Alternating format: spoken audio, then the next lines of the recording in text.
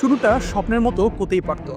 ম্যাচের কিক অফের পর মাত্র 10 সেকেন্ডেই হামজার লং পাস থেকে ভারতীয় গোলরক্ষকের ভুলে বল পেয়েও পাকা পোস্টে গোল করতে পারেননি জনে। কিন্তু সেই স্বপ্নের মতো শুরুটা না হলেও যা হয়েছে তাই বা কম কিসের। পুরো বাংলাদেশের খেলায় যে ফ্লেয়ার, যে ঝাঁজটা দেখতে চেয়েছিল সবাই, তার বেশিরভাগটাই বাংলাদেশ দেখাতে পেরেছে শিলংয়ে। এবং অতি অবশ্যই তা হামজা দেওয়ান চৌধুরীর কল্যাণে।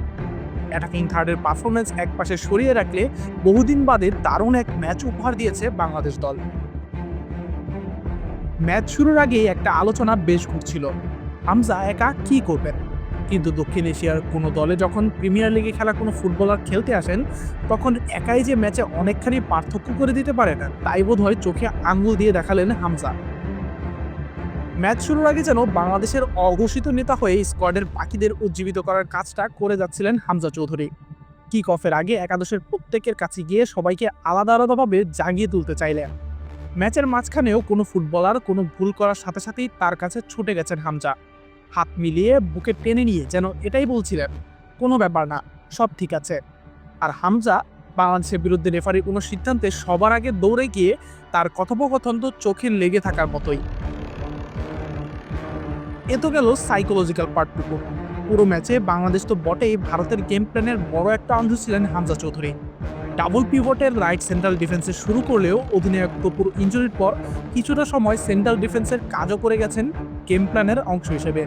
আর সেন্ট্রাল মিডফিল্ড থেকে বাংলাদেশের বিল্ড আপের প্রায় সবগুলোই ছিল হামজার পা থেকে শুরু হওয়া।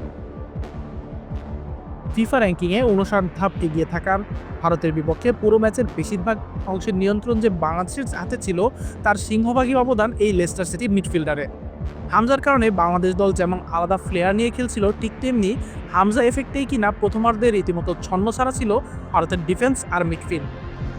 প্রথম ১০ মিনিটেই দুটো ব্লান্ডার করে বসেন ভারতীয় গোলরক্ষক বিশাল।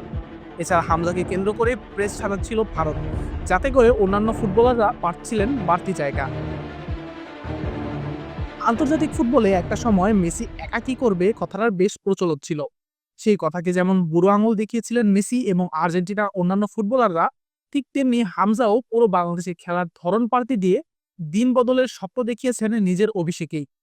দলের ট্যাকটিক্যাল দর্শন ঠিক করা থেকে পুরো খেলার নিয়ন্ত্রণে বাংলাদেশের মেসি হয়ে উঠতে পেরেছিলেন হামজা।